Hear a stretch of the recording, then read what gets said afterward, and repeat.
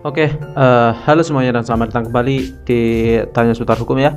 Untuk kali ini karena kita sering melihat pertimbangan hakim untuk meringankan sebuah hukuman di perkara pidana itu karena terdakwa itu bersikap sopan, mari kita analisis sebenarnya perlakuan sopan itu bisa mengurangi sebuah hukuman tindak pidana atau tidak sih ya. Kita lihat dulu bagaimana sebenarnya sopan itu bisa mempengaruhi pertimbangan hakim ya. Ini kita kasih judul Anda sopan, Anda akan aman ya. Seperti itu. Oke. Baru-baru ini ada kasus yang cukup heboh ya, yaitu ada Resolve-nya yang pertimbangan hakimnya karena alasan sopan sehingga ini kok jelek sehingga dibebaskan ya, atau hanya kurungan minimum, dan ada gagah ya juga pertimbangan hakimnya karena bersifat sopan seperti itu ya di pengadilan sebagai sebuah alasan untuk meringankan. Jadi bagaimana sih seperti itu? Untuk alasan-alasan meringankan terdakwa itu sebelum kasus tersebut banyak sekali sudah terjadi ya. Untuk alasan-alasannya, jadi alasan sopan itu memang biasanya disampaikan di dalam pledoi atau nota pembelaannya ya.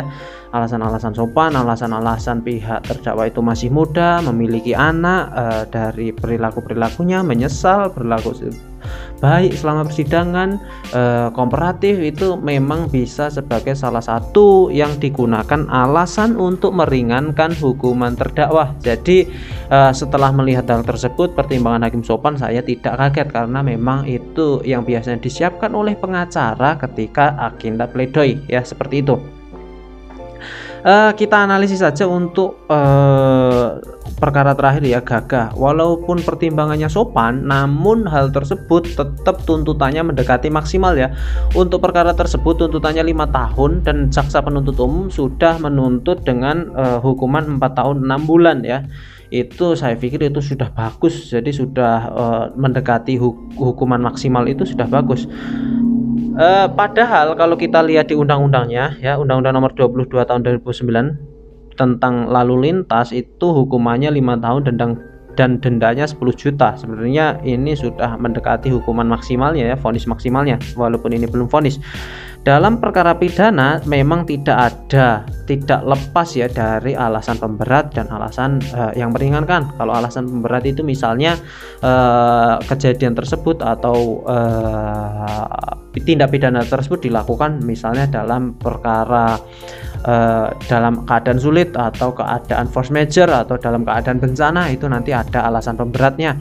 Atau misalnya masih dalam masa percobaan, setelah itu melakukan tindak pidana atau melakukan tindak pidana kedua kali, itu bisa sebagai alasan pemberatnya. Untuk alasan peringannya juga masih ada banyak, misalnya berlaku sopan itu misalnya juga memang sebenarnya termasuk ya. Misalnya masih muda, atau misalnya memiliki anak sebagai tulang punggung keluarga, bersikap kooperatif, dan masih banyak lagi ya. Memang kalau kita lihat di pasal Undang-Undang Nomor 48 tahun 2009 tentang kekuasaan kehakiman, dalam mempertimbangkan berat ringannya pidana, hakim wajib mempertimbangkan sifat baik dan jahat terdakwa. Ini yang tidak bisa diukur, itu tergantung hakimnya. Sifat baik dan jahat itu kan nggak ada yang tahu. Sifat baik itu sopan, itu kan juga termasuk sifat baik dan jahat ya. Misalnya kooperatif, selalu datang tepat waktu, itu kan juga termasuk sifat baik. Jadi nggak ada ukurannya sifat baik itu seperti apa. Itu yang menjadi permasalahan. Sedangkan untuk sopan sendiri itu sebenarnya menurut saya perlu difikirkan lagi ya, karena sopan itu setiap orang di pengadilan atau ketika menghadiri sidang di dalam ruang sidang pasti bersifat sopan. Karena ketika tidak sopan atau membuat gaduh di persidangan, itu juga ada tindak pidananya, yaitu ketika tidak mempersulit jalannya persidangan, tidak kooperatif, itu bisa kena pasal 217 Kitab Undang-Undang Hukum Pidana ya. Jadi setiap orang di pengadilan itu pasti sopan ya. Jadi pertimbangan sopan itu menurut saya perlu dipertimbangkan lagi. Pertimbangan-pertimbangan yang lebih bagus itu masih banyak. Misalnya terdakwa masih muda, tulang punggung keluarga, masih bersifat anak-anak atau kooperatif gitu kan bisa. Menyesal terhadap perbuatannya bisa. Ada banyak sekali jurisprudensi dan putusan pengadilan yang membahas mengenai hal tersebut ya. Tindakan-tindakan yang meringankan itu bisa, sehingga untuk sopan itu saya pikir tidak perlu digunakan lagi. Mungkin di dalam pledoi mungkin nanti bisa digunakan alasan-alasan yang meringankan yang lain ya, misalnya sudah menyesali perbuatannya dan berjanji tidak akan mengulangi lagi. Itu saya pikir itu lebih baik daripada sekedar sopan, karena setiap orang di pengadilan itu pasti sopan. Intinya seperti itu. Saya pikir itu cukup seperti biasa. Semoga bermanfaat dan terima kasih.